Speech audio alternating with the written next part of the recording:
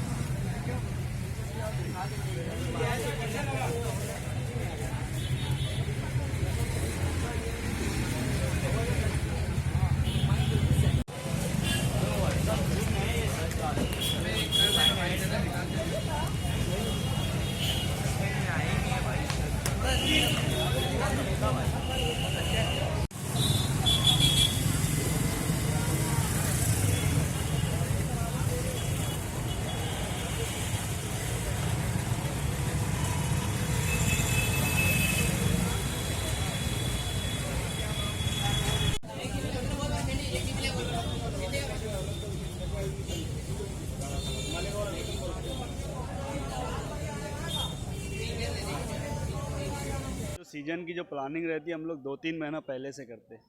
2-3 महीना पहले से करने से पहले ऐसा रहता है कि अगर सर्दी सही टाइम पे पड़ी तो हम लोग को माल बेचने में तकलीफ़ ना हो। लेकिन अभी तक सर्दी उतनी नहीं पड़ी है, फिर भी ग्राहकी जो है नॉर्मल हिसाब से चल रही है, अच्छी है। समझ लो अभी तक के 25% से 30% तक के सेलिंग हुई है। हाँ, जैसे सर्दी बढ़ रही है वैसे ग्राहकी बढ़ रही है। हाँ,